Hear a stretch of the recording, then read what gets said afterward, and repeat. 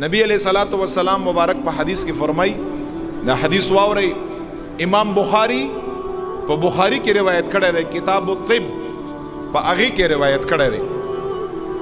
پیغمبر صلی الله علیه و آله وسلم مبارک فرمای لا عدوى ولا طيرة ويعجبني الفال. قالوا وما الفال؟ قال كلمة طيبة. نبی علیہ الصلوۃ والسلام صحابہ کرامو ته فرمای اے صحابہ کرامو لا عدوى وماغه خبره ده خپلاندا بغیر د الہ العالمین د ارادینا چې الله اراده نوي خپلاندا یو انسان بیماری بلتا نه لګي. بیا رسول الله فرمای ولا طیرتا، نبی علیہ السلام فرمای په دین اسلام کی طیرہ بدفالی طویل کگی. نبی علیہ السلام فرمای په دین اسلام کی بدفالی نشتا، چې تا ته خیر رسی دا د الله د جانب نه دی، کتا ته شر رسی تکلیف رسی دا د الله د جانب نه دی. په خیر د الله کیم ستا د پاره الله د طرف نه حکمت دی، او په مصیبت کیم د الله طرف نه ستا د پاره حکمت دی. ځکه خدای پاک الہ العالمین خپوهیږي، تاسو پاغه باندې نه پوهیږئ. یو شی به زما استا خوخي، زما استا د پاره به پاغه کې تکلیفي، یو شی به زما استا بد راځي، زما استا د پاره به پاغه کې خیری. ارث من جانب الله دی، ارث د الله جل جلاله د طرف نه دی. ځکه نبی علیہ السلام نفی کړي په حدیث د بخاری کې ولا طیرتا، بدفالی په اسلام کې نشتا.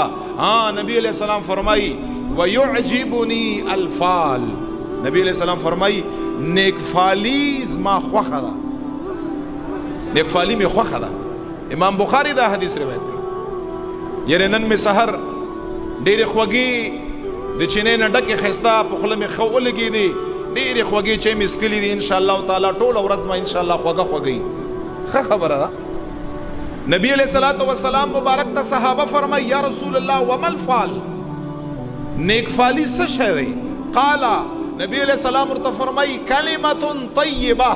نبی علیہ السلام فرمای چې یو ښه خبره واورئ، چانه ښایسته خبره واورئ، او هغه خبره تا واورېده او تا داسې اراده وکړه چې انشاءالله دا ښه خبره ما واورېده، دې نه پس دا ورځ او دا زندگی او ژوند به انشاءالله ما ښیي.